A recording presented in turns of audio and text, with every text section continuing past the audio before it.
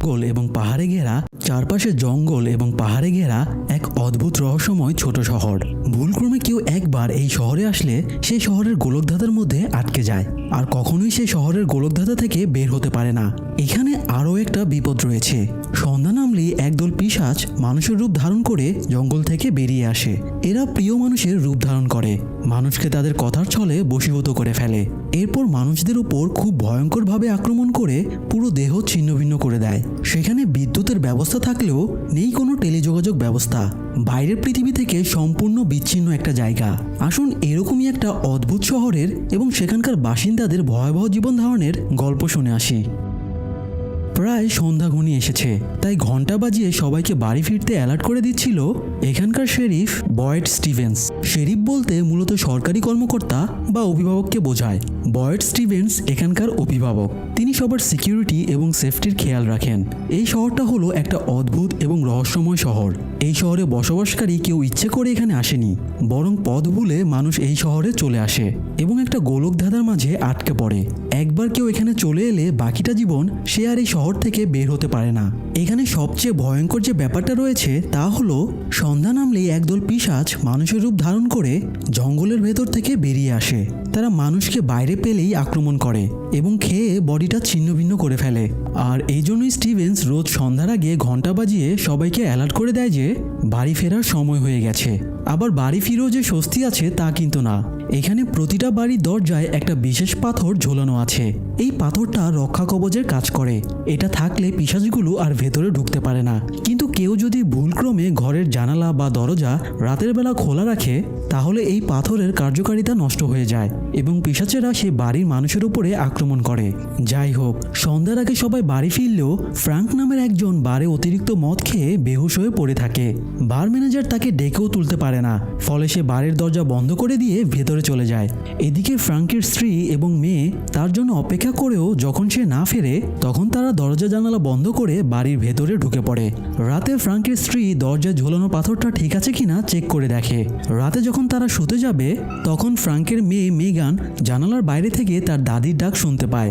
বাচ্চা অবুঝ মেয়ে কিছু না বুঝেই জানালার পর্দা সরিয়ে দেয় আর দেখে তার দাদির মতো দেখতে একজন মহিলা দাঁড়িয়ে আছে।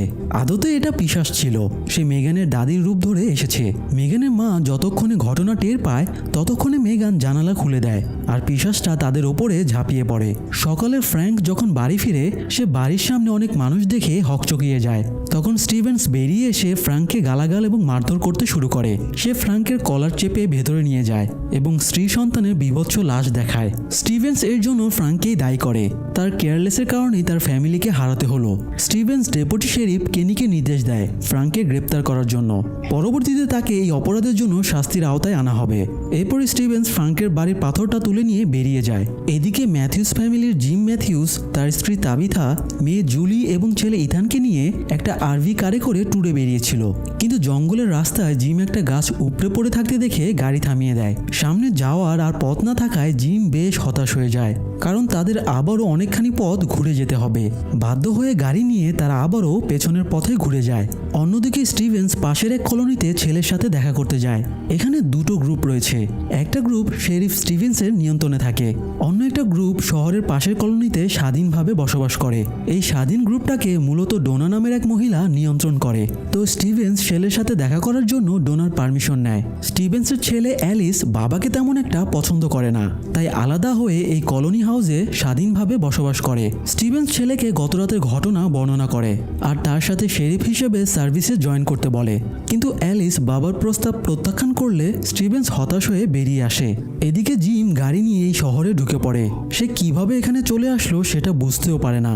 এই সময় গতরাতে মরে যাওয়া ফ্রাঙ্কের স্ত্রী মেয়েকে দাফন করা হচ্ছিল। স্টিভেন্স শহরে নতুন একটা গাড়ি দেখে বুঝতে পারে এরাও এখানে ফেসে গিয়েছে। দাফন শেষ করে স্টিভেন্স জিমের কাছে এগিয়ে যায় এবং জিজ্ঞেস করে তার কোনো হেল্প লাগবে কিনা। জিম জিজ্ঞেস করে হাইওয়ের রাস্তা কোনটা। স্টিভেন্স তাকে পাহাড়ের পাশের রাস্তা দিয়ে যেতে বলে। জিম তাকে ধন্যবাদ জানিয়ে গাড়ি নিয়ে চলে যায়। কিন্তু স্টিভেন্স তো ঠিকই বুঝতে পারে এই ফ্যামিলিটা আর কখনোই বাড়ি ফিরতে পারবে না। যাই হোক, অনেকক্ষণ ড্রাইভ করার পরে তারা আবারও ঠিক একই শহরে ফিরে আসে। তারা একটু অবাক হলেও ভাবে হয়তো তারা ভুল টার্ন নিয়েছিল, তাই আবারও তারা গাড়ি ছুটিয়ে দেয়। কিন্তু তৃতীয়বারের মতো একই জায়গায় ফিরে এলে এবার তাদের বিস্ময়ের সীমা থাকে না। জিম এবার গাড়িটা পেছনে ঘুরিয়ে সেই পথেই এগোতে শুরু করে। তাদের দেখে স্টিভেন্স বুঝতে পারে তারা গোলকধাঁধায় ফেসে গিয়েছে, তাই তাদের থামিয়ে আসল ঘটনা খুলে বলার সিদ্ধান্ত নেয়। ওদিকে বারবার একই পথে ঘুরপাক খাওয়ায় জিমের মেজাজ খারাপ হয়ে গিয়েছিল, তাই সে খুব জোরে গাড়ি চালাচ্ছিল। হঠাৎ তাদের সামনে আরেকটা গাড়ি চলে আসে, তাই অ্যাক্সিডেন্ট থেকে বাঁচতে জিম গাড়ি জোরে টার্ন নিয়ে নেয়। ফলে গাড়িটা জঙ্গলের মধ্যে নেমে গিয়ে উল্টে যায়। একটা গাছ জিমের সিটের সাথে ঢুকে গিয়ে সে নিজের সিটেই আটকে পড়ে। তাবিথা আঘাত পেয়ে অজ্ঞান হয়ে যায়, আর জুলি কোমরে ব্যথা পেলেও মোটামুটি ঠিকই ছিল। আর একটা রড ইথানের উরুতে ঢুকে যায়। জিম অনেক চেষ্টা করেও নিজের সিট থেকে নড়তেও পারছিল না। অন্য গাড়িটাও একইভাবে গাছের সাথে ধাক্কা লেগে অ্যাক্সিডেন্ট করে। এই গাড়িতে দুজন বন্ধু টবি এবং জেড ছিল। অ্যাক্সিডেন্টের পরে গাড়ির ভেতর থেকে টবি আহত হয়ে বেরিয়ে আসে, তার বুকে আঘাত লেগেছিল। টবি টলতে টলতে সাহায্যের জন্য শহরের দিকে ছুটতে থাকে। রাস্তায় আরভি গাড়িটা থামানোর জন্য স্টিভেন্স এবং কেনি পেরেকের কার্পেট বিছাচ্ছিল। তখন টবি তাদের কাছে গিয়ে অ্যাক্সিডেন্টের কথা জানায়। স্টিভেন্স কেনির সাথে টবিকে হাসপাতালে পাঠিয়ে দেয় এবং নিজে দৌড়ে জঙ্গলের দিকে যায়। স্টিভেন্সের সাথে প্রথমে জেডের দেখা হয়। জেড মাথায় আঘাত পেয়ে স্মৃতি হারিয়ে ফেলেছিল, তাই উদ্ভট আচরণ করছিল। তাই স্টিভেন্স তাকে হ্যান্ডকাফ দিয়ে গাড়ির সাথে আটকে দিয়ে আরভি কারের দিকে এগিয়ে যায়। স্টিভেন্স জিম এবং তার ফ্যামিলিকে ভেতর থেকে বের করার চেষ্টা করছিল। ততক্ষণে কেনি টবিকে হাসপাতালে পৌঁছে দিয়ে সাহায্যের জন্য ডাক্তার ক্রিস্টি, ফাদার রুদ্র এবং অ্যালিসকে নিয়ে জঙ্গলে আসে। তারাও জিম ফ্যামিলিকে উদ্ধার করতে সাহায্য করে, কিন্তু সমস্যা বেঁধে যায় ইথানের জন্য। তার পায়ের রডটা বের করতে ঘন্টাখানেক সময় লেগে যাবে, অথচ সন্ধ্যা হতে মাত্র 40 মিনিট বাকি আছে। তাই স্টিভেন্স সবাইকে নির্দেশ দেয় তাবিথা, জুলি এবং জেডকে নিয়ে শহরে ফিরে যেতে।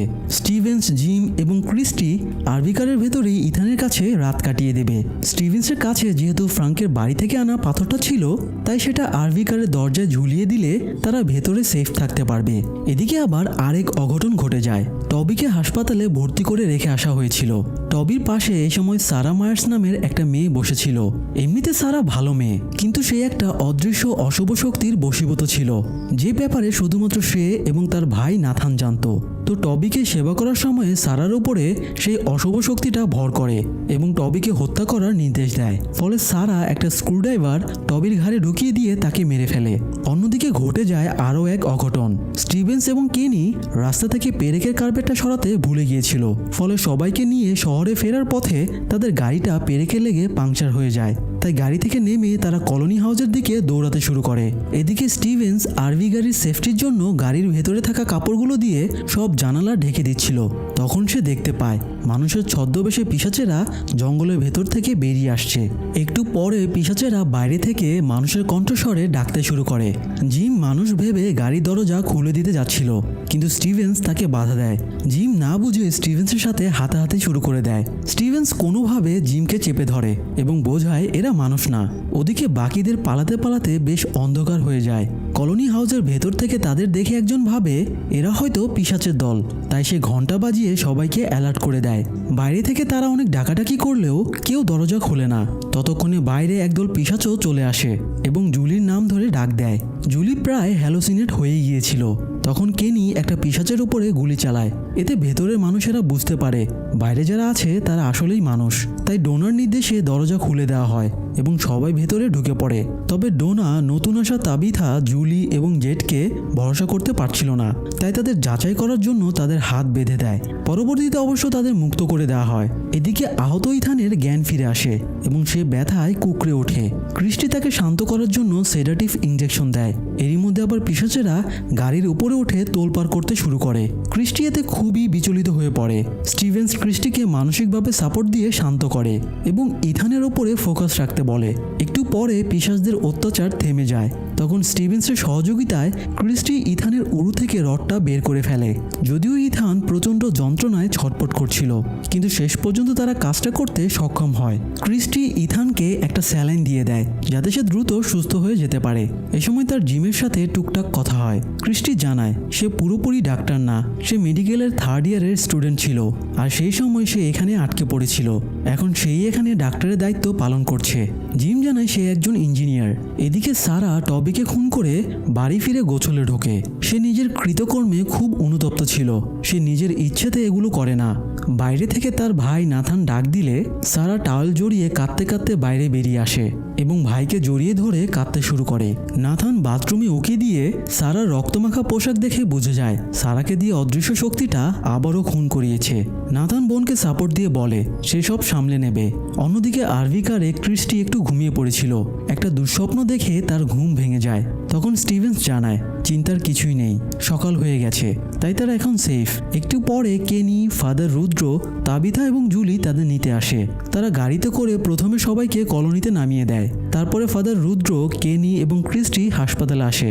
হাসপাতালের দরজা খোলা দেখেই কেনি একদম থ মেরে যায়। সে বুঝে যায় ভেতরে খারাপ কিছু ঘটেছে। আসলে সারা বাড়ি ফেরার সময়ে হাসপাতালে দরজা খুলে রেখে গিয়েছিল। ফলে পিশাচেরা ভেতরে ঢুকে সবার উপরে আক্রমণ করে সবাইকে মেরে ফেলেছে। আর এই হাসপাতালে শুধু টবিই না, বরং কেনির মানসিক ভারসাম্যহীন বাবাও ভর্তি ছিল।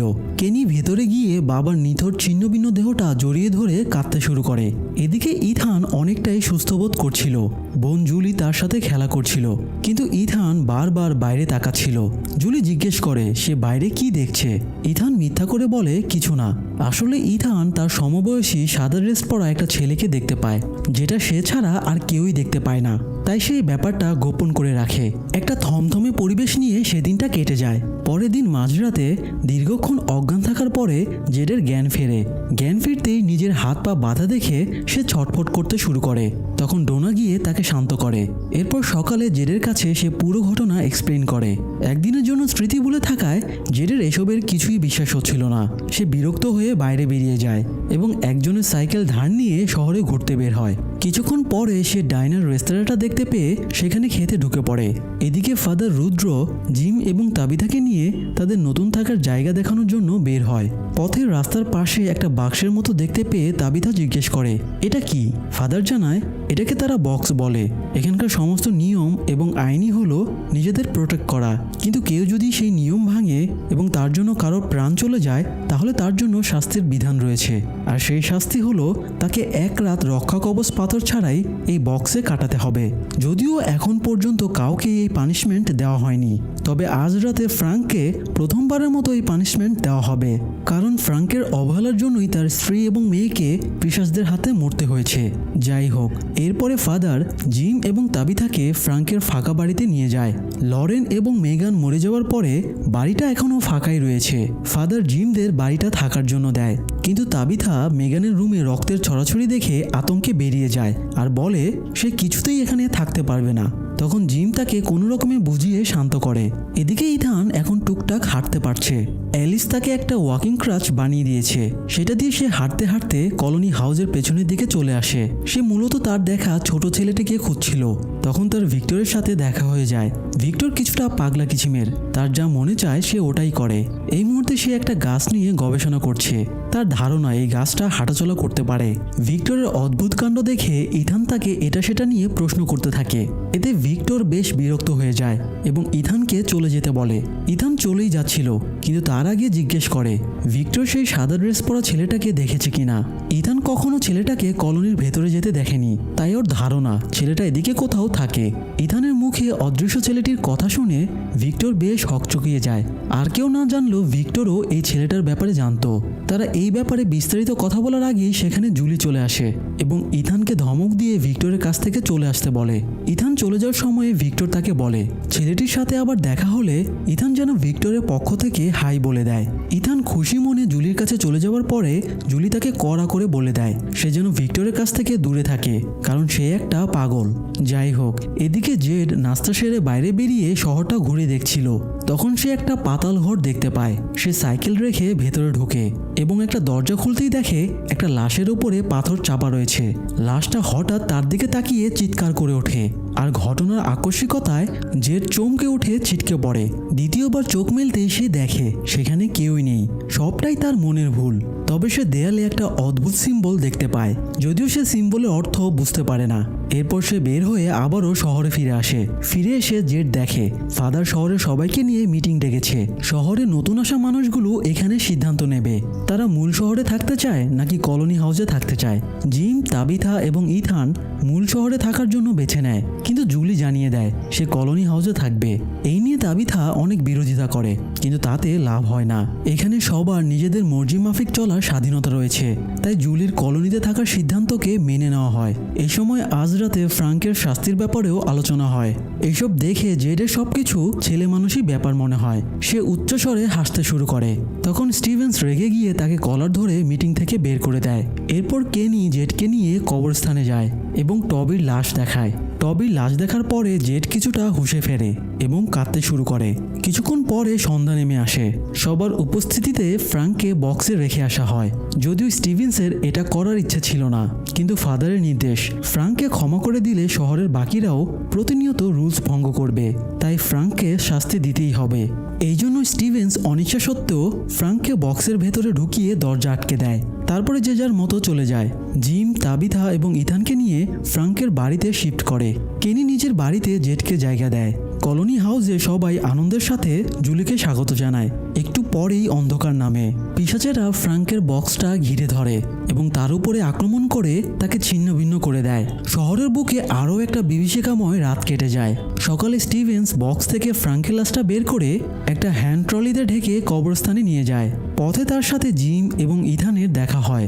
ইথান জিজ্ঞেস করে এর ভেতরে কি আছে।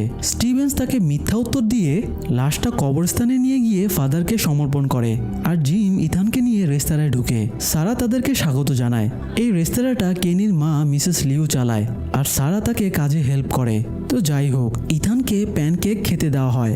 ইথানকে খেতে বসিয়ে জিম ওয়াশরুমে যায়, আর তখনই ইথানের কাছে ভিক্টর আসে এবং ভিক্টর সেই অদৃশ্য ছেলেটির একটা ড্রয়িং ইথানকে দেখিয়ে জিজ্ঞেস করে সে যে ছেলেটিকে দেখতে পায় এটি সেই ছেলে কিনা। ইথান উত্তর দেয় এটি সেই ছেলে। এটা শুনে ভিক্টর দীর্ঘশ্বাস ফেলে বলে তাহলে এই ছেলেটির অস্তিত্ব সত্যিই আছে। এই সময় জিম ওয়াশরুম থেকে বেরিয়ে আসে, আর ভিক্টরকে ছেলেকে জিজ্ঞাসাবাদ করতে দেখে রেগে যায়। সে ভিক্টরের কাছ থেকে ড্রয়িংটা কেড়ে নেয়। তারপরে ভিক্টরের কলার ধরে তাকে রেস্তোরাঁ থেকে বের করে দেয় এবং সাবধান করে দেয় সে যেন আর ইথানের আশেপাশে না আসে। এদিকে কেনি হাঁটাহাঁটি করছিল। তখন সে জেডকে পাতাল ঘরের উপরে বসে থাকতে দেখে জিজ্ঞেস করে সে এখানে কি করছে। জেড কেনিকে পাতাল ঘরের ভেতরে নিয়ে যায় এবং গতদিনে তার দেখা দৃশ্যটার কথা বর্ণনা করে। জেডের মনে হচ্ছে সেটা হ্যালুসিনেশন ছিল না, বরং এরও কোনো একটা ব্যাখ্যা রয়েছে। জেডের জোরাজুরির কারণে কেনি তাকে শেরিফের অফিসে নিয়ে যায়। তারপর জেডকে একটা ম্যাপ দেখায়। ম্যাপে বিভিন্ন এলাকার ওপরে পিন বসিয়ে মার্ক করা আছে। কেনি বলে এখানে যারা এসেছে তারা ভিন্ন ভিন্ন লোকেশন থেকে ভিন্ন ভিন্ন উদ্দেশ্যে বের হয়েছিল, কিন্তু শেষ পর্যন্ত যে কোনোভাবে এই শহরে ঢুকে পড়ে। আর এখানে ঢোকার অনেকগুলো রাস্তা আছে, কিন্তু বের হবার রাস্তা নেই। জেডের কেনির কথা বিশ্বাস হয় না। সে চেঁচামেচি শুরু করে। এই সময় কেনির পাশে থাকা একটা রেডিও সামান্য সিগন্যাল দিয়ে থেমে যায়। জেড রেডিওটা তুলে নিয়ে শেরিফের অফিস থেকে বের হয়ে যায়। এদিকে জিমের বারণ সত্ত্বেও ভিক্টর আবারও ইথানের সাথে দেখা করে। সে ইথানকে বাড়ির পেছনের গেট দিয়ে বাইরে ডাকে। তারপরে বলে তাদের ওই ছেলেটাকে খুঁজে বের করতে হবে। ছেলেটি হয়তো জঙ্গলের ভেতরে থাকে, তাই তাদের জঙ্গলে যেতে হবে। ইথান ভিক্টরের কথা মেনে নেয়।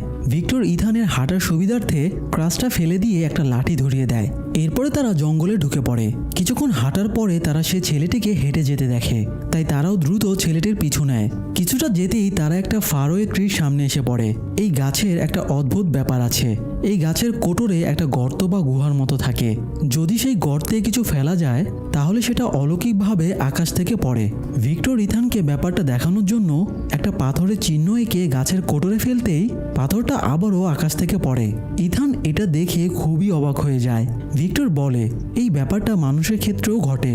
এই সময় হঠাৎ কুকুরের ডাকের আওয়াজ পাওয়া যায়। এদিকে ইথানকে বাড়িতে না পেয়ে এবং বাড়ির পেছনে ক্রাসটা পড়ে থাকতে দেখে ইথানকে খুঁজতে জিম আর তাবিথা জঙ্গলে চলে এসেছে, আর তাদেরকে কয়েকটা কুকুর ঘিরে ধরেছে। ভিক্টর তার গান দিয়ে একটা ফায়ার করতেই কুকুরগুলো পালিয়ে যায়। জিম ভিক্টরকে দেখে ক্ষেপে যায়। তখন ভিক্টর গান দেখিয়ে তাকে বলে সে খারাপ মানুষ না, সে হেল্প করতে চায়। এই বলে ভিক্টর নিরাপদে সরে যায়। তারপরে দ্রুত বাড়ি এসে সে পুরনো কিছু ড্রয়িং হাতাতে শুরু করে। সেখানে সে একটা কুকুরের এবং সেই ছেলেটির ড্রয়িং পায়। আসলে ছোটবেলায় ভিক্টরও সেই ছেলেটিকে দেখতে পেত। একদিন ভিক্টর রাস্তায় বেরিয়ে দেখে সারি সারি ক্ষতবিক্ষত লাশ পড়ে আছে। তার মাঝে ছেলেটি দাঁড়িয়ে। ছেলেটি একটু পরে চরকিতে চড়ে বসে। ছেলেটি ভিক্টরকে হাত নাড়িয়ে হাইও জানায়, কিন্তু হঠাৎই সে চোখের পলকে হারিয়ে যায়। এরপর আর ভিক্টর কখনো ছেলেটির দেখা পায়নি। যাই হোক, জিম এবং তাবিথা ইথানকে নিয়ে বাড়ি ফেরার পরে তারা একসাথে লাঞ্চ করতে যায়। তাদের সাথে স্টিভেন্সও জয়েন করে। সারা ইথানকে আদর করে এক বাটি সুইট পটেটো খেতে দেয়। তারপরে সারা যখন কিচেনে কাজ করছিল, হঠাৎ তার বাম হাতে প্রচণ্ড ব্যথা শুরু হয় এবং হাতের শিরাগুলো উঁচু হয়ে একটা লেখা ভেসে ওঠে, কিল দ্য বয়। মুহূর্তেই আবার হাত স্বাভাবিক হয়ে যায়, কিন্তু সারার প্রচণ্ড কাঁপুনি শুরু হয় এবং মেঝেতে পড়ে গিয়ে কাতরাতে শুরু করে। স্টিভেন্স এবং মিসেস লিউ সারাকে সামলে হাসপাতালে পাঠায়। অন্যদিকে ভিক্টর আবারও পাগলামি শুরু করে। সে একের পর এক কবর খুঁড়ে যাচ্ছিল, যা দেখে সবাই বেশ ভয় পেয়ে যায়। ডোনা দ্রুত এগিয়ে গিয়ে তাকে জিজ্ঞেস করে সে এসব কি করছে। ভিক্টর জানায় সে আগে থেকেই মৃত্যুযজ্ঞের প্রস্তুতি নিচ্ছে। যাই হোক, হাসপাতালে আসার পরে সারা একদম স্বাভাবিক হয়ে যায়। তবুও ক্রিস্টি তাকে রাতটা অবজারভেশনের জন্য হাসপাতালেই কাটিয়ে দিতে বলে। এরই মধ্যে নাথান বোনের অসুস্থতার নিউজ পেয়ে দৌড়ে হাসপাতালে চলে আসে, কিন্তু সারা জানায় সে এখন নাথানের সাথে দেখা করতে চায় না। ক্রিস্টি ব্যাপারটা স্টিভেন্সকে জানালে স্টিভেন্স নাথানকে বাড়ি ফিরে যেতে বলে এবং সকালে এসে সারাকে নিয়ে যেতে বলে। নাথান বুঝতে পারছিল সারার সাথে ওই অশুভ অদৃশ্য শক্তি নিশ্চয়ই আবার যোগাযোগ করছে, তাই সে চিন্তিত হয়েছিল। সারা রাত সারা ভালোভাবেই কাটিয়ে দেয়। সকাল হতেই সে রিলিজ পেয়ে হাসপাতাল থেকে বেরিয়ে আসে এবং নাথানকে দেখতে পায়। নাথান সারার কাছে সত্যিটা জানতে চাইছিল যে তার কি হয়েছে, কিন্তু সারা তাকে সত্যিটা না বলে গোপন করে যায়। তারপরে রেস্তোরাঁয় যাওয়ার অজুহাত দেখিয়ে নাথানের কাছ থেকে চলে যায়। এরপর সারা সোজা ইথানদের বাড়িতে যায়। তার উদ্দেশ্য ছিল অশুভ শক্তিটার নির্দেশ মতো ইথানকে খুন করা। এই জন্য সে হাসপাতাল থেকে একটা সার্জিক্যাল নাইফও চুরি করে এনেছে। সারা প্রথমে ইথানের সাথে খেলতে শুরু করে, কিন্তু এখানে ইথানকে মারা সম্ভব ছিল না। তাই সে ইথানকে নাথানের ছাগল মুরগির খামার দেখাতে নিয়ে যায়। তাবিথা ইথানকে একা ছাড়তে চাইছিল না, তাই সেও তাদের সাথে যায়। খামারে গিয়ে সারা কথার প্যাচে তাবিথাকে বোঝায় এই শহরে এমন অনেক কিছুই আছে যা তাবিথা জানে না, তাবিথার সেগুলো জানা উচিত। এই বলে সারা তাবিথাকে কিছু একটা দেখানোর জন্য ভেতরে নিয়ে যায় আর একটা ঘরে ধাক্কা মেরে তাকে আটকে দেয়। এদিকে নাথান বোনকে আটকানোর কোনো উপায় না পেয়ে ফাদারের কাছে যায় এবং সমস্ত ঘটনা খুলে বলে। সব শুনে ফাদার বিচলিত হয়ে পড়ে এবং দ্রুত সারাকে খুঁজে বের করতে বলে। তারা দুজনই সারাকে খুঁজতে রেস্তোরাঁয় আসে, কিন্তু রেস্তোরাঁতে সে ছিল না। একজন নাথানকে জানায় সে সারাকে তাবিথা এবং ইথানের সাথে খামারের দিকে যেতে দেখেছে। এটা শুনে নাথানের আর বুঝতে বাকি থাকে না সারা কি করতে চলেছে। নাথান দৌড়ে খামারে গিয়ে দেখে সারা সার্জিক্যাল নাইফ নিয়ে ইথানকে খুন করতে চলেছে। নাথান গিয়ে সারাকে বাধা দেয়। সারা নাথানের সাথে তর্কাতর্কি করছিল। এই সুযোগে ইথান সারার পায়ে লাথি দিয়ে দৌড়ে পালিয়ে যায়। তখন ইথান সারাকে চেপে ধরে। সারা জোর করে নিজেকে ছাড়িয়ে নেওয়ার সময়ে হঠাৎ ঝাটকা লেগে সারার হাতের নাইফে নাথানের গলায় ফ্যাশ লেগে যায়। নাথান সাথে সাথেই মাটিতে লুটিয়ে পড়ে। সারা ভাইকে নিয়ে ব্যস্ত হয়ে যায়। তখনই সেখানে ফাদার চলে আসে। অন্যদিকে ইথান পালানোর সময় দেখে সামনে দিয়ে জুলি, ফাতিমা এবং অ্যালিস হেঁটে আসছে। সে কাঁদতে কাঁদতে জুলির কাছে গিয়ে ঘটনা খুলে বলে। তারা ইথানকে নিয়ে দ্রুত আবারও খামারের দিকে দৌড় দেয়। ততক্ষণে শহরের সবাই সেখানকার ইনসিডেন্টের ব্যাপারে জেনে যায় এবং সবাই সেখানে চলে আসে। জিম এসে তাবিথাকে আটকে রাখা ঘরে দরজা খুলে দেয়। তারা দ্রুত বাইরে এসে জুলির কোলে ইথানকে দেখে দেহে প্রাণ ফিরে পায়। ক্রিস্টি ইথানকে চেক করে বলে সে মারা গিয়েছে। ফাদার জঙ্গলের দিক থেকে ফিরে এসে বলে সারা জঙ্গলের ভেতরে পালিয়েছে। যদিও ফাদার এই কথাটা মিথ্যা বলেছে। সারাকে ফাদার চার্চের ভেতরে একটা পাতাল ঘরে বন্দি করে রেখেছে। পরের দিন সকালে ফাদার সারার সাথে দেখা করে। ফাদার সারাকে বলে সে তার ব্যাপারে সবকিছু নাথানের কাছে শুনেছে। সারা যা করেছে তা অপরাধ এবং পাপ, তবে সারা চাইলে পাপের প্রায়শ্চিত্ত করতে পারে। ফাদার সারাকে বলে ওই অশুভ শক্তিকে বিনাশ করতে সে যেন ওনাকে সাহায্য করে। সারাও ফাদারকে সাহায্য করতে রাজি হয়। সারা জানায় ওই শক্তিগুলো এখানে বহু বছর ধরে রয়েছে। তারা চাইতো কেউ তাদের আওয়াজ শুনতে পাক এবং তাদের সাথে যোগাযোগ স্থাপন করুক। তারাও সাহায্য চায়, কারণ এই শক্তিগুলো তাদের মতোই এখানে আটকে রয়েছে। তারাও বাড়ি ফিরতে চায়। তারা সারাকে দুটো গাড়ির মুখোমুখি অ্যাক্সিডেন্টের ব্যাপারে জানিয়েছিল। সেই অ্যাক্সিডেন্টে গাড়ির ভেতরে সবাই মারা যায়, আর সেই থেকেই তারা এখানে আটকে রয়েছে। আর এরকম একইভাবে কিছুদিন আগে জিম এবং জেডের গাড়ির অ্যাক্সিডেন্ট হয়েছিল। তাই সারার ধারণা আবারও যদি একই ঘটনার পুনরাবৃত্তি ঘটে তাহলে তারা মুক্তি পেয়ে যাবে। ফাদার সারার কথার সত্যতার প্রমাণ চায়। তখন হঠাৎ সারার উপরে সেই শক্তিগুলো ভর করে। সারা দ্রুত কাগজ কলম চায়। ফাদার তাকে কাগজ কলম দিলে সে একটা চিত্র আঁকে এবং বলে, ওরা আমাকে জানিয়েছে আপনি যেদিন এই শহরে প্রথম এসেছিলেন সেদিন আপনি একটা ব্যাগ মাটিতে পুঁতে রেখেছিলেন। এটি হলো ওদের অস্তিত্বের প্রমাণ। এটা শুনে ফাদার একটু হকচকিয়ে যায়, কারণ সারা যা বলছে তা একদম সত্যি। এদিকে জিম একটা অদ্ভুত জিনিস আবিষ্কার করেছে। যেসব তার দিয়ে বৈদ্যুতিক লাইন টানা হয়েছে সেসব তারগুলো ফেক। এগুলোর মধ্যে পরিবাহী তামার তারের অস্তিত্বই নেই, অথচ এখানে নিরবিচ্ছিন্ন বিদ্যুৎ পাওয়া যায়। এই ব্যাপারটা তাকে এবং তাবিথাকে অবাক করে দেয়। এই সময় হুট করে জেড রেডিও এবং গাড়ি থেকে খুলে আনা কিছু তার নিয়ে তাদের বাড়িতে ঢুকে পড়ে। জেড বলে তার একটা আইডিয়া আছে। জিম যেন তাকে এই কাজে হেল্প করে। তারা একসাথে বেরিয়ে সেই অ্যাক্সিডেন্টের ঘটনাস্থলে যায়। তারপরে জেডের গাড়ি থেকে প্রয়োজনীয় জিনিসপত্র সংগ্রহ করে জঙ্গলে গিয়ে একটা উঁচু গাছের সামনে দাঁড়ায়।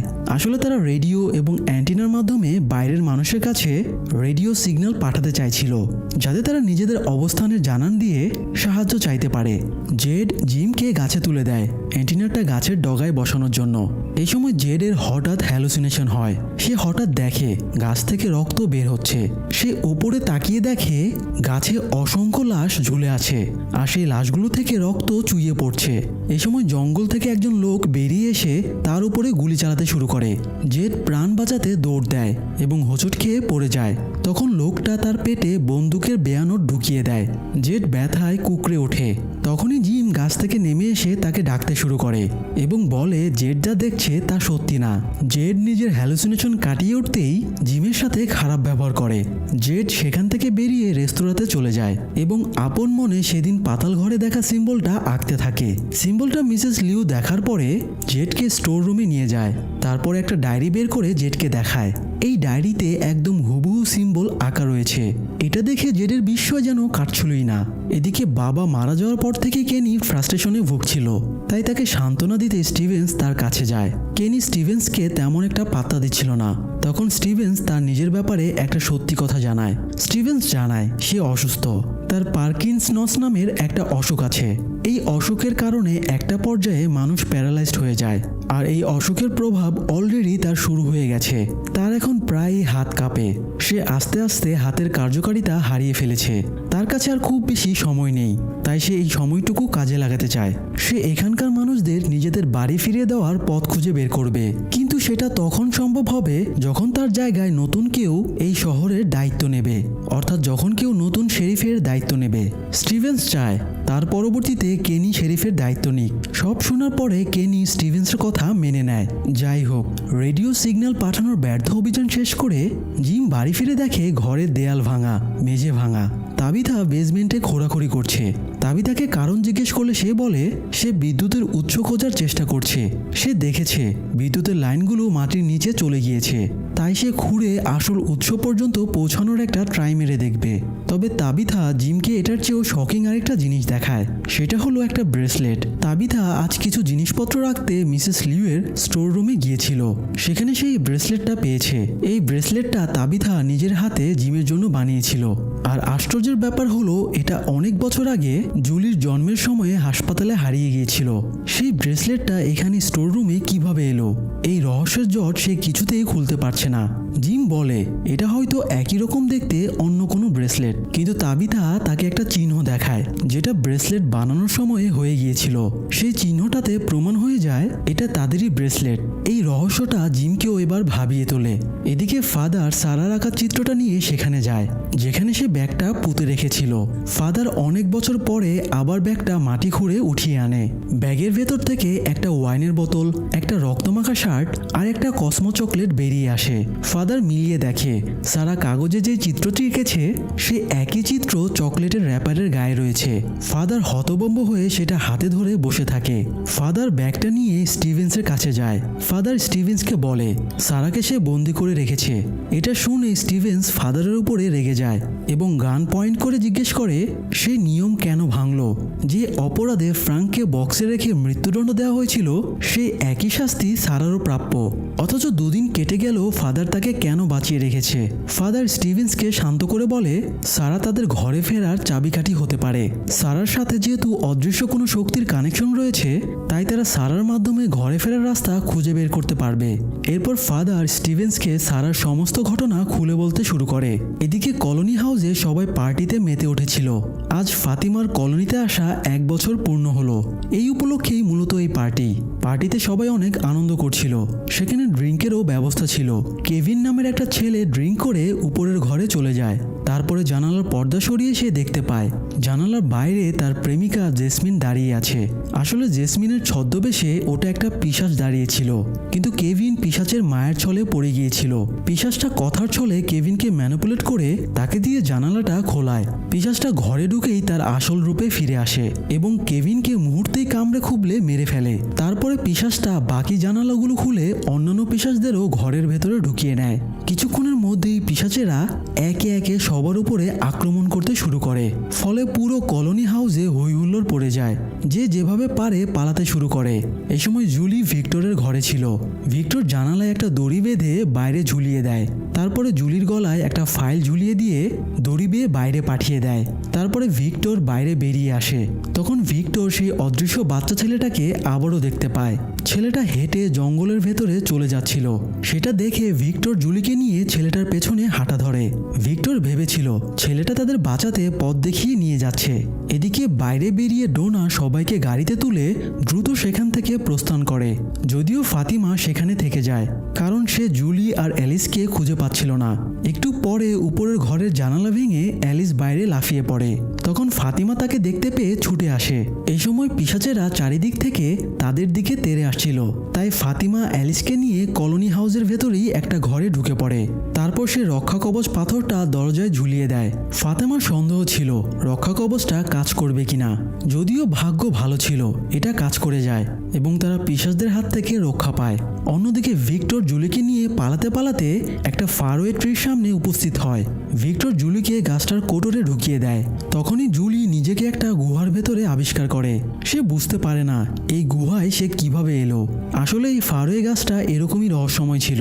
এদিকে ডোনা কলোনির লোকদের নিয়ে শেরিফের অফিসের সামনে এসে হর্ন বাজায়। অফিসের ভেতরে ফাদার আর স্টিভেন্স বসেছিল। বাইরে কেউ বিপদে পড়েছে ভেবে তারা বেরিয়ে আসে। সবাইকে একসাথে দেখে স্টিভেন্স বিচলিত হয়ে পড়ে। সে ডোনাকে অ্যালিসের কথা জিজ্ঞেস করে, কিন্তু ডোনা বলে অ্যালিস কোথায় সে জানে না। স্টিভেন্স নিজেকে সামলে নিয়ে সবাইকে অফিসের ভেতরে ঢুকিয়ে নিতে শুরু করে। ফাদারও তাদের সাহায্য করছিল। এই সময় পিশাচেরাও তাদের খুব কাছে চলে এসেছিল। হঠাৎ একটা পিশাচ ফাদারকে থাবা মারে আর ফাদারের গলায় মারাত্মকভাবে জখম হয়ে যায়। স্টিভেন্স পিশাচটার উপরে গুলি চালিয়ে ফাদারকে ভেতরে নিয়ে যায়, কিন্তু তার আর শেষ রক্ষা হয় না। ফাদার মৃত্যুর কোলে ঢলে পড়ে। ফাদারের মৃত্যুতে স্টিভেন্স খুব কষ্ট পায়, কারণ এই শহরে আসার পরে প্রথম তার ফাদার রুদ্রখাত্রীর সাথেই দেখা হয়েছিল। সেইবার স্টিভেন্স স্ত্রী আবি এবং ছেলে অ্যালিসকে নিয়ে ঘুরতে বেরিয়েছিল। তারা খুব আনন্দেই জার্নি করছিল। হঠাৎ তারা পথে একটা গাছ উপড়ে পড়ে থাকতে দেখতে পায়। তারপরে তারা গাড়ি ঘুরিয়ে অন্য পথ দিয়ে যাওয়ার সময়ে এই শহরে ঢুকে পড়ে। তখনও তারা বুঝতে পারেনি যে তারা গোলকধাঁধায় আটকে পড়েছে। তারা যখন ঘুরপাক খাচ্ছিল তখন হঠাৎ ফাদার তাদের গাড়ির সামনে এসে দাঁড়ায়। এভাবে গাড়ির সামনে এসে যাওয়ায় স্টিভেন্স ফাদারের উপরে রেগে যায়, কিন্তু ফাদার শান্ত থাকে এবং তাদের বোঝানোর চেষ্টা করে বিপদ আসতে চলেছে। ফাদারের কথা তারা বুঝতে পারে না। স্টিভেন্সের স্ত্রী তো ফাদারকে সরানোর জন্য নিজের গানটাও বের করে, কিন্তু তখনই তারা ভয়ঙ্কর সব আওয়াজ শুনতে পেয়ে আতঙ্কিত হয়ে পড়ে। ফাদার বলে সে পরে সব বুঝিয়ে বলবে। আপাতত জীবন বাঁচাতে হলে তাদের সেফ জায়গায় যাওয়া জরুরি। এবার তারা ফাদারের কথা মেনে নেয় এবং ফাদারকে অনুসরণ করে একটা পাতাল ঘরে ঢুকে পড়ে। সেখানে তাদের মতো আরও অনেকেই ছিল। তখনই এই শহরের মানুষদের কাছে রক্ষা কবচ পাথরটাও ছিল না, তাই নিজেদের প্রোটেকশনেরও কোনো ব্যবস্থা ছিল না। তবুও তারা মাটির নিচে ঘর করে লুকিয়ে থাকার চেষ্টা করত, কিন্তু তবুও প্রতি রাতে ঘটে যেত ভয়ঙ্কর হত্যাযজ্ঞ। সকালে উঠে রাস্তায় ক্ষতবিক্ষত লাশ পড়ে থাকতে দেখা যেত। হয়তো স্টিভেন্স এবং তার ফ্যামিলিকেও এভাবে লাশ হয়ে পড়ে থাকতে হতো, যদি না ফাদার তাদের সেদিন সাহায্য করত। যাই হোক, স্টিভেন্স চার্চে গিয়ে সেই পাতাল ঘরে ঢোকে যেখানে ফাদার সারাকে বন্দি করে রেখেছে। স্টিভেন্স সারাকে নিয়ে বের হয়ে আসে এবং জঙ্গলের ভেতরে চলে যায়। যায় যাতে সারাকে কলোনির কেউ দেখতে না পায়। স্টিভেন্স সারার উপরে খুব রেগেছিল। সারা যে কাজ করেছে তা ক্ষমার অযোগ্য, তবুও শুধু ফাদারের কথা রাখতে স্টিভেন্স তাকে কোনো শাস্তি দিচ্ছে না। স্টিভেন্স সারাকে জঙ্গলের ভেতরে একটা ছোট কুঠুরিতে রেখে আসে। সে সারাকে সাবধান করে দিয়ে বলে সে যেন এখান থেকে কোথাও না যায়, সে আবারও এখানে ফিরে আসবে। তারপরে তারা দুজনে মিলে এই গোলকধাঁধা থেকে বের হওয়া এবং পিশাচদের হাত থেকে বাঁচার পথ খুঁজে বের করবে। সারাও স্টিভেন্সের কথা মেনে নেয়। এদিকে জুলিও সহি সালামতে বাড়িতে ফিরে আসে। সে বাবা মাকে গত রাতের ঘটনা বর্ণনা করে শোনাচ্ছিল। ভিক্টর কিভাবে তাকে একটা গাছের কোটরে ঢুকিয়ে দেয় আর সে একটা গুহাতে পৌঁছে যায়, এটা ভেবেই তার বিস্ময় কাটছিল না। গাছের কথা শুনে পাশ থেকে ইথান বলে ওঠে ওটার নাম ফারওয়ে ট্রি। এই গাছের টেলিপোর্টেশন ক্ষমতা রয়েছে। এই গাছের ভেতরে কেউ গেলে সে অন্য কোথাও পৌঁছে যায়। এসব অদ্ভুত ব্যাপার জুলি হজম করতে পারছিল না, তাই সে কাঁদতে শুরু করে। তাবিতা তাকে সান্ত্বনা দেওয়ার চেষ্টা করছিল। এ সময় কোনো অনুমতি ছাড়াই জেড ঘরের ভেতরে ঢুকে পড়ে।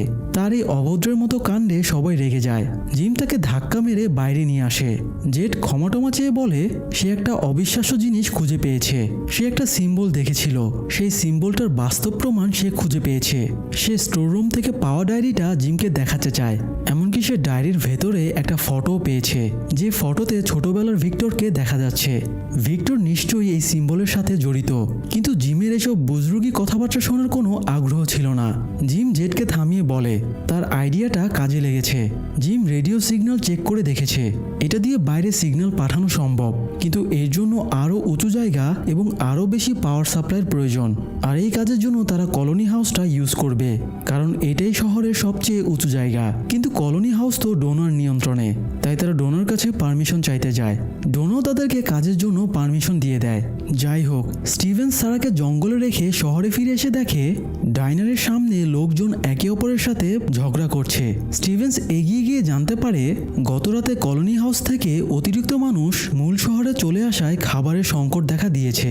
এই নিয়ে দুই পক্ষের মধ্যে ঝামেলা চলছে।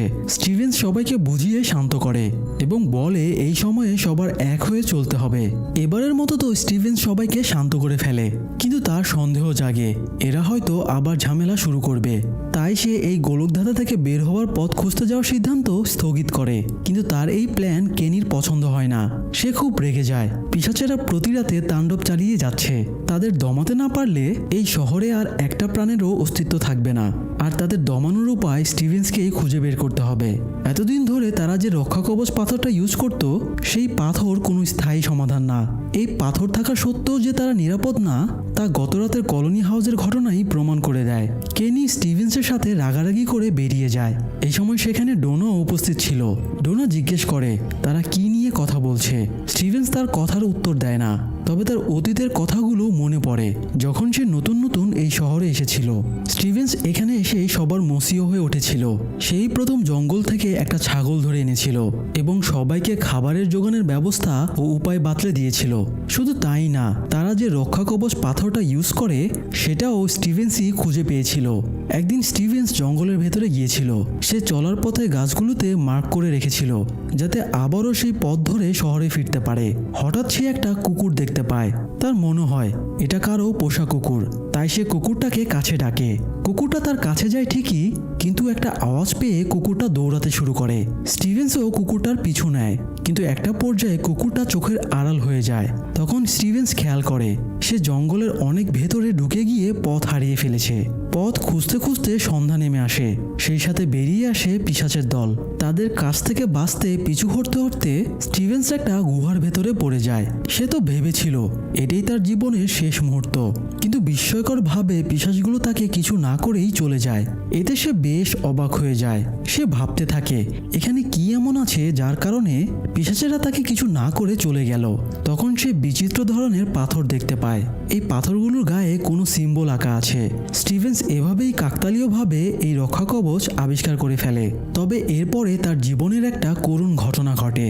পরের দিন সকালে যখন সে পাথরগুলো নিয়ে শহরে আসে, তখন সে ফায়ারিংয়ের শব্দ শুনতে পায়। সে দৌড়ে গিয়ে দেখে আবি গান দিয়ে সবাইকে শুট করে মেরে ফেলছে। আবির তখন মাথা খারাপ হয়ে গিয়েছিল। তার মনে হচ্ছিল এসব কিছুই দুঃস্বপ্ন। সে সবাইকে মেরে ফেলে এই দুঃস্বপ্ন থেকে জেগে উঠতে চাইছিল। স্টিভেন্স আবিকে সামলানোর চেষ্টা করে, কিন্তু আবি স্টিভেন্সকেও স্বপ্ন মনে করছিল। এ সময় ভেতর থেকে অ্যালিস বেরিয়ে আসে। আবি নিজের ছেলেকেও স্বপ্ন ভেবে গুলি চালাতে যাচ্ছিল। ঠিক সেই মুহূর্তে ছেলেকে বাঁচাতে স্টিভেন্স আবির ওপরে গুলি চালিয়ে দেয়, আর আবি তখনই মারা যায়। যাই হোক, কেনির কথা শুনে স্টিভেন্স আবারও নিজের সিদ্ধান্ত চেঞ্জ করে। সে জঙ্গলে যাওয়ার সিদ্ধান্ত নেয়, তবে যাওয়ার আগে সে অ্যালিসের সাথে দেখা করে। অ্যালিস গত রাতে অনেক উঁচু থেকে লাফ দেওয়ায় তার হাতে চোট পেয়েছিল। ক্রিস্টি তার হাতে ব্যান্ডেজ করে দিয়েছে। স্টিভেন্স ছেলেকে তার অভিযানের কথা জানিয়ে বিদায় নিয়ে নেয়। অ্যালিস মায়ের মৃত্যুর ঘটনার জন্য বাবাকেই দায়ী করত, তাই সে ওই ঘটনার পর থেকে বাবাকে আর পছন্দ করতো না। তাই বাবার অভিযানের কথা শুনেও সে কোনো রিয়াক্ট করে না। বাবা যা বলে সব চুপচাপ শুধু শুনে যায়। স্টিভেন্স বিদায় নিয়ে বেরিয়ে গেলে ফাতিমা অ্যালিসকে বোঝায় সেদিনের ঘটনাটা আনএক্সপেক্টেড ছিল। স্টিভেন্স অ্যালিসকে বাঁচাতেই আবিকে গুলি করেছিল, তা না হলে অ্যালিস আজ বেঁচে থাকতো না। সেই সাথে না জানি আরও কত মানুষকে আবির গুলিতে মরে যেতে হতো। ফাতিমার বোঝানোর পরে অ্যালিসের মন কিছুটা নরম হয়। স্টিভেন্স প্রস্তুত হয়ে জঙ্গলের পথে বেরিয়ে যায়। সে যখন কুঠুরির কাছাকাছি চলে আসে তখন পেছনে ফিরে দেখে অ্যালিসও তার পেছন পেছন চলে এসেছে। অ্যালিস আসলে বাবাকে সরি বলতে এবং বাবাকে অভিযানের জন্য শুভকামনা জানাতে এসেছিল, কিন্তু স্টিভেন্স একটু বিচলিত হয়ে পড়ে, কারণ কুঠুরিতে সে সারাকে রেখে গিয়েছে। একটু পরে তার ভয়টাই সত্যি হয়। সারা কুঠুরি থেকে বেরিয়ে আসে আর অ্যালিস তাকে দেখে ফেলে। অ্যালিস সারাকে দেখে অস্থির হয়ে পড়ে। স্টিভেন্স অ্যালিসকে শান্ত করে বলে সে যা খুঁজছে শুধুমাত্র সারাই তাকে সেখানে নিয়ে যেতে পারে, তাই সারাকে তার প্রয়োজন। অ্যালিস যেন আপাতত এই ব্যাপারটা গোপন রাখে যে সারা স্টিভেন্সের সাথে রয়েছে। অ্যালিস বাবার কথা মেনে নেয় এবং আবারও শহরে ফিরে যায়, আর স্টিভেন্স সারাকে নিয়ে বেরিয়ে পড়ে নতুন আলোর সন্ধানে। স্টিভেন্স সারাকে নিয়ে হাঁটতে হাঁটতে সেই ছোট গুহাটির সামনে এসে দাঁড়ায় যেখানে সে রক্ষা কবচ পাথরগুলো খুঁজে পেয়েছিল। স্টিভেন্স রাতটা এখানেই কাটিয়ে দেওয়ার সিদ্ধান্ত নেয়। যদিও সন্ধ্যা হতে এখনও ঘন্টা দুয়েক সময় আছে, কিন্তু স্টিভেন্স জঙ্গলের এই জায়গা পর্যন্তই চেনে, তাই আরও গভীরে তাদের জন্য কি অপেক্ষা করছে সেটা সে জানে না। এই জন্য কোনো রিস্ক না নিয়ে রাতটা এখানে কাটিয়ে সকালে রওনা দেওয়ার সিদ্ধান্ত নেয়। পরের দিন সকালে উঠে তারা আবারও হাঁটা শুরু করে। হাঁটার সময় স্টিভেন্স সারাকে জিজ্ঞেস করে ওই অদৃশ্য শক্তিগুলো তাকে কি এমন বলেছিল যার কারণে সে ইথানের মতো মাসুম বাচ্চার প্রাণ নেওয়ার চেষ্টা করেছিল। সারা জানায় ওরা বলেছিল সে যদি তাদের কথা মতো কাজ না করে তাহলে তারা সারার ভাইকে মেরে ফেলবে। শুধু ভাইকেই না, সবাইকে মেরে ফেলবে। কথাগুলো বলতে গিয়ে সারা কিছুটা বিব্রত হয়ে পড়ে। সে কেঁদেও ফেলে, কারণ একমাত্র সেই জানে কোন পরিস্থিতিতে সে এত জঘন্য একটা পাপ করার চেষ্টা করেছিল। স্টিভেন্সের এবার সারার উপরে কিছুটা ভরসা জন্মে। সে সারার হাতে হ্যান্ডকাপ পরিয়ে রেখেছিল, এবার সে হ্যান্ডকাপটা খুলে দিয়ে সারাকে মুক্ত করে দেয়। তারপরে আবারও স্বাভাবিকভাবে হাঁটা শুরু করে। এদিকে জিম এবং জেড কমিউনিকেশন টাওয়ার বানাতে গিয়ে একটা সমস্যায় পড়ে।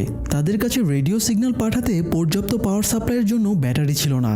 এখানে বিভিন্ন গাড়ি থেকে পাওয়া ব্যাটারিগুলো এক্সপায়ার্ড ছিল। তাদের দুজনের গাড়ি থেকে যে দুটো ব্যাটারি পাওয়া গেছে তাও ইউজ করার ঘন্টা দুয়েকের মধ্যে ডেড হয়ে যাবে, তাই এই ব্যাপারটা নিয়ে তারা চিন্তিত হয়ে পড়ে। অন্যদিকে স্টিভেন্স গাছের গায়ে তীর চিহ্ন এঁকে সামনের দিকে এগিয়ে চলছিল। সে চিহ্ন এঁকে রাখছিল যাতে চিহ্ন দেখে আবার এই পথ দিয়েই ফিরে আসতে পারে। কিছু দূর যাওয়ার পরে তারা দুজনে টুংটাং শব্দ শুনতে পায়। তারা শব্দ ফলো করে এগিয়ে গিয়ে দেখে একটা গাছে অনেকগুলো কাচের বোতল বেঁধে ঝুলিয়ে রাখা আছে। এই বোতলগুলো বাতাসে একটা আরেকটার সাথে ঠোকাঠুকি করে টুংটাং শব্দ তৈরি করছে। স্টিভেন্স খেয়াল করে এই বোতলগুলোর মাঝে চিরকুট টাইপের কিছু আছে। সে একটা ডাল তুলে নিয়ে একটা বোতল পেরে দেখার চেষ্টা করছিল, তখন হঠাৎ সেই অদৃশ্য শক্তি সারার উপরে ভর করে। সারার প্রচন্ড মাথার যন্ত্রণায় মাটিতে লুটিয়ে পড়ে। তারপরে তার কাঁপুনি শুরু হয়। স্টিভেন্স তাকে সামলে সেখানেই কাছাকাছি একটা জায়গায় তাঁবু খাটায়। তারপরে তাঁবুর বের হবার মুখে রক্ষা কবচ পাথরটা ঝুলিয়ে দেয়। সন্ধ্যার পরে সারার জ্ঞান ফিরে। প্রথমে সে বুঝতেই পারছিল না সে কোথায় আছে। স্টিভেন্স তাকে আশ্বস্ত করে বলে চিন্তার কিছুই নেই, সব ঠিক আছে। স্টিভেন্স আসার সময়ে গাছ থেকে একটা বোতলও পেরে নিয়ে এসেছিল। সারা বোতলটা দেখে জিজ্ঞেস করে এর ভেতরে কি ছিল। স্টিভেন্স তাকে একটা চিরকুট দেখিয়ে বলে এখানে 1864 লেখা আছে।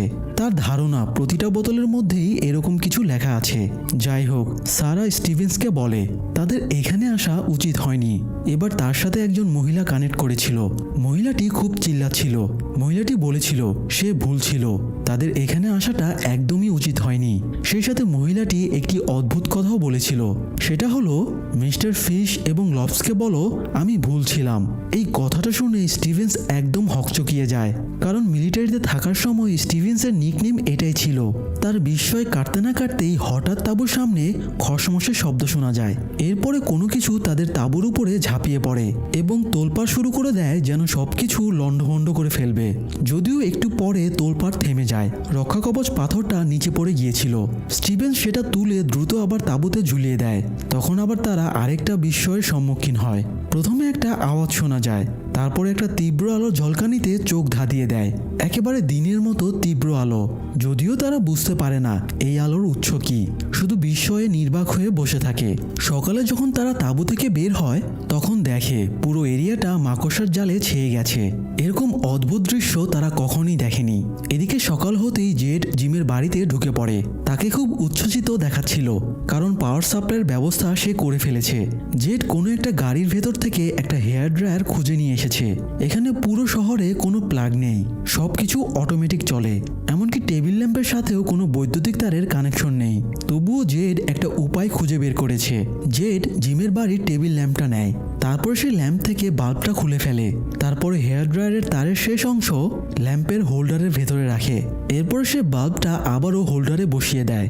এবার যখনই সে ল্যাম্পের সুইচ অন করে তখন বাল্বের সাথে হেয়ার ড্রায়ারটাও চালু হয়ে যায়। আর এই টেকনিক কাজে লাগিয়ে পুরো কলোনি হাউসটাকেই একটা বড় ব্যাটারি হাউস বানিয়ে ফেলতে পারবে। কিছুক্ষণ পরে তারা ডাইনার রেস্তোরাঁয় যায়। সেখানে শহরের অন্যরাও নাস্তা করতে এসেছিল। তারা দুজনে সবাইকে তাদের কাজের ব্যাপারে এক্সপ্লেন করে বোঝায়। তারপরে জানায় এই কাজে তাদের সবার হেল্প প্রয়োজন। তাদের পাওয়ার সাপ্লাইয়ের জন্য প্রচুর তারের দরকার, তাই অন্যরা যেন বিভিন্ন গাড়ি, গোডাউন ইত্যাদি জায়গা থেকে তার এবং ইলেকট্রনিক যে কোনো সামগ্রী ম্যানেজ করে নিয়ে আসে। তারা যদি এই কাজে সাকসেস হয় তাহলে আজকের ভেতরেই তারা বহির্বিশ্বে সিগন্যাল পাঠাতে সক্ষম হবে। জিম এবং জেডের কথা শুনে সবাই নতুন আলোর দিশা খুঁজে পায়, তাই সবাই তাদের হেল্প করতে রাজি হয়ে যায় এবং তখনই কাজে লেগে পড়ে। অন্যদিকে স্টিভেন্স এবং সারা মাকড়সার জালগুলো সরিয়ে সামনে এগিয়ে যাচ্ছিল। সারা বারবার স্টিভেন্সকে ফিরে যাওয়ার জন্য বলছিল। গত রাতের ঘটনার পরে সে আর সামনে এগোনোর ভরসা পাচ্ছিল না। তাছাড়া গতকাল সেই মহিলাটাও তাকে অ্যালার্ট করে দিয়েছিল এখান থেকে চলে যাওয়ার জন্য, কিন্তু তবুও স্টিভেন্স তার কথাকে গুরুত্ব দেয় না। সে জেদ ধরে গত রাতে যে দিক থেকে আলোটা এসেছিল সে ওই দিকেই যাবে। হতে পারে সেটা তাদের জন্য ইশারা, কেউ বা কোনো কিছু হয়তো তাদের সাহায্য করার জন্য ওদিকে রয়েছে। এরই মধ্যে স্টিভেন্স একটা মহিলার কণ্ঠ শুনতে পায়, কেউ বিপদে পড়ে সাহায্যের জন্য চিৎকার করছে। স্টিভেন্স সেদিকে দৌড় দেয়, যদিও সারা কিছুই শুনতে পাচ্ছিল না। স্টিভেন্স একটা গাছের সামনে যায়। সে মাকড়সার জাল সরিয়ে দেখে তার স্ত্রী আবি গাছের সাথে মাকড়সার জালের ভেতরেই আটকে রয়েছে। স্টিভেন্স আরেকটু এগিয়ে গেলে আবি তার হাত চেপে ধরে এবং ভয়ঙ্করভাবে চিৎকার করে। স্টিভেন্স চমকে উঠে পেছনে সরে আসে। তখনই তার পা একটা মাকড়সার বাসার উপরে পড়ে বাসাটা ভেঙে যায়। সেই সাথে কিছু বিষাক্ত মাকড়সারা তার গায়ে উঠে পড়ে এবং কামড়ে ধরে। সে দ্রুত জামা খুলে মাকড়সাগুলো ছাড়িয়ে নেয়। সারাও তাকে হেল্প করে। এরকম ভয়ঙ্কর কিছুর মুখোমুখি তাকে হতে হবে সে ভাবতেই পারেনি। তারা দ্রুত সেখান থেকে বেরিয়ে যায়, কিন্তু শক্ত সমর্থ স্টিভেন্স এবার বেশ ভেঙে পড়ে। আবিকে দেখার পরে সে মানসিকভাবে কিছুটা দুর্বল হয়ে যায়। তার মনে হয় সারা হয়তো ঠিকই বলেছিল, তাদের এই জায়গা ছেড়ে চলে যাওয়া উচিত ছিল। স্টিভেন্স হতাশ হয়ে যায়। সেই সাথে মাকড়সার কামড়ে তার শরীরে বিষক্রিয়াও শুরু হয়ে যায়। সারা স্টিভেন্সকে এটা সেটা বুঝিয়ে শান্ত করে, তাকে বোঝায় সে যদি তার ছেলেকে ফিরে পেতে চায় তাহলে তাকে এখান থেকে জীবিত ফিরতে হবে। এটা শুনে স্টিভেন্স নিজের মনে কিছুটা জোর পায়। সে আবারও উঠে দাঁড়ায় এবং সামনের দিকে এগোতে শুরু করে। তারপরে তারা একটা খাজের উপরে উঠে দাঁড়ায় এবং দেখতে পায় দূরে পাহাড়ের উপরে একটা সচল ওয়াচিং টাওয়ার। তারা বুঝতে পারে গতকালের আলোর উৎস তাহলে এই ওয়াচিং টাওয়ারের লাইটটাই ছিল। এদিকে রেডিও টাওয়ারের কাঠামোটা ততক্ষণই রেডি হয়ে গিয়েছিল। দড়ি বেঁধে সেটা কলোনি হাউসের ছাদে তুলে নেওয়া হয়। পাওয়ার সাপ্লাইয়ের জন্য তারগুলো জোড়া দিয়ে রেডি করে ফেলা হয়েছিল। এবার শুধু কমিউনিকেশন যন্ত্রটা ঠিকঠাকভাবে কাজ করলেই হয়। তারা টাওয়ার বসিয়ে পাওয়ার সাপ্লাই অন করে রেডিওটা চালু করে, আর এবার তাদের ভাগ্য সহায় হয় এবং তারা সিগন্যাল পেয়ে যায়। সবাই আনন্দে লাফিয়ে ওঠে, কিন্তু আনন্দ বেশিক্ষণ স্থায়ী হয় না। তারা খেয়াল করে ঘন কালো মেঘ এদিকে ধেয়ে আসছে। এটা নির্ঘাত ঝড়ের সংকেত, আর ঝড় হলে তাদের কমিউনিকেশন সিস্টেমটা নষ্ট হয়ে যাবে। তাই তারা দ্রুত বহির্বিশ্বের সাথে কানেক্ট করার চেষ্টা করতে থাকে। এরই মধ্যে জোরে বৃষ্টি নামে। তবুও জিম বিভিন্ন ফ্রিকোয়েন্সিতে কানেক্ট পাওয়ার চেষ্টা চালিয়ে যায়। হঠাৎ সে কারোর সাথে কানেক্ট হয়ে যায় এবং ওপাশের ব্যক্তিটি কথা বলে ওঠে। লোকটা জিমকে তার নাম ধরে সম্বোধন করে। এতে জিম খুবই হকচকিয়ে যায়। জিম লোকটাকে জিজ্ঞেস করে, আপনি কে? লোকটা সেই প্রশ্নের উত্তর না দিয়ে বলে, তোমার স্ত্রীর গর্ত খোঁড়া উচিত হয়নি। কথাটা বলেই লাইন কেটে যায়। লাইন কাটতেই জিম বাড়ির দিকে দৌড় দেয়। একই সময়ে কলোনি হাউসে তারা যে পাওয়ার সাপ্লাই সিস্টেম বানিয়েছিল সেই পাওয়ার সাপ্লাই টেবিল ল্যাম্পগুলোর বাল্বগুলো ব্লাস্ট হতে শুরু করে। এতে সবাই আতঙ্কিত হয়ে পড়ে। এদিকে তাবিথা বাড়ির বেসমেন্টে এখনও খোঁড়াখুড়ি চালিয়ে যাচ্ছে। কিছুদিন আগে তাবিথার মাথায় প্রশ্ন ঢোকে, বিদ্যুতের সাপ্লাই কোথায় থেকে আসে? সে দেয়াল ভেঙে দেখে বৈদ্যুতিক তার মাটির নিচে চলে গেছে। তাই সে বিদ্যুতের উৎস খুঁজতে বাড়ির বেসমেন্টে খোঁড়া শুরু করেছিল। সেই খোঁড়া এখনো চলছে। তো খুঁড়তে খুঁড়তে হঠাৎ তাবিথা খেয়াল করে মেঝেতে ফাটল দেখা যাচ্ছে। মুহূর্তেই ফাটলটা ভেঙে যায় আর তাবিথা নিচে পড়ে যায়। নিচের পুরো জায়গাটা আন্ডারগ্রাউন্ড টানেলের মতো। তবে আরও আশ্চর্যের ব্যাপার হলো সেখানে বিদ্যুতের কোনো উৎসই ছিল না। তাবিথা বিচলিত হয়ে পড়ে। এখন সে কি করবে? তখনই টানেলের ভেতর থেকে ভিক্টর বেরিয়ে আসে এবং বলে, তুমি এসেছো? সাদা কাপড় পরা সেই অদৃশ্য ছেলেটি বলেছিল তুমি আসবে, আর এই জন্যই আমি এখানে তোমার জন্য অপেক্ষা করেছিলাম। এরপর ভিক্টর বলে, তাদের এখনই এখান থেকে চলে যেতে হবে, কারণ এটা সেই জায়গা যেখানে অদৃশ্য শক্তি বা আত্মাগুলো ঘুমায়। তাবিথা ভিক্টরের কথার অর্থ বুঝতে পারে না। তখন ভিক্টর দেয়ালে আঁকা চিত্রগুলো টর্চ মেরে দেখায় এবং বলে, এইসব ড্রয়িংগুলো তারাই এঁকে রেখেছে। এই সময় জায়গাটা ভঙ্গুর হয়ে পড়েছিল। তাই ভিক্টর এখানে আর সময় নষ্ট না করে তাবিথাকে নিয়ে দ্রুত সেখান থেকে সরে পড়ে। ততক্ষণে জিমও বাড়িতে পৌঁছে যায়। সে দেখে তার মেঝেতে বিশাল বড় গর্ত হয়ে আছে, কিন্তু সে তাবিথাকে কোথাও দেখতে পায় না। এদিকে জঙ্গলে জোরালো বৃষ্টি নামে। দুর্যোগের প্রভাব সেখানেও পড়েছিল। স্টিভেন্সের হেঁটে যেতে খুব কষ্ট হচ্ছিল। বিষক্রিয়ায় সে দুর্বল হয়ে পড়েছিল। সে সারাকে এখান থেকে চলে যেতে বলে, কিন্তু সারা বলে সে কিছুতেই স্টিভেন্সকে বিপদে রেখে একা পালিয়ে যাবে না। এই সময় সারাকে সেই সাদা কাপড় পরা বাচ্চা ছেলেটা দেখা দেয়। সে সারার সাথে কথাও বলে। ছেলেটা সারাকে একটা ফারওয়ে ট্রি দেখিয়ে বলে তারা যেন ওখানে লুকিয়ে পড়ে। এই শক্তিগুলো এখন ভীষণ রেগে আছে, তাদের এখনই লুকিয়ে পড়তে হবে, তা না হলে অনর্থ হয়ে যাবে। সারা স্টিভেন্সকে তুলে ফারওয়ে ট্রির কাছে যায়। তারপর স্টিভেন্সকে প্রথমে গাছের কোটরে ঢুকিয়ে দিয়ে বলে, আপনি ঢুকেন, আমিও পেছনে আসছি। স্টিভেন্স গাছের কোটরে ঢুকতেই সে একটা গুহার ভেতরে চলে আসে। এটা খুব সরু, চারিদিকে দেয়াল তোলা বদ্ধ একটা জায়গা। স্টিভেন্স আতঙ্কে জোরে চিৎকার করতে শুরু করে, কেউ আছো? শুনতে পাচ্ছ আমাকে? কিন্তু তার কথা দেয়ালে প্রতিধ্বনিত হয়ে শুধু তার কাছেই ফিরে আসে। অন্যদিকে শহরে ঝুম বৃষ্টির মাঝে একটা বড় বাস এসে থামে। আর এই সিরিজটির প্রথম সিজনটি এখানেই সমাপ্ত হয়ে যায়। দর্শক, এই সিরিজটির প্রথম সিজন আপনাদের কেমন লেগেছে? যদি ভালো লেগে থাকে এবং পর্যাপ্ত রেসপন্স পাই, তাহলে শীঘ্রই সিরিজের দ্বিতীয় সিজন নিয়ে আমরা আবারও হাজির হব। তাই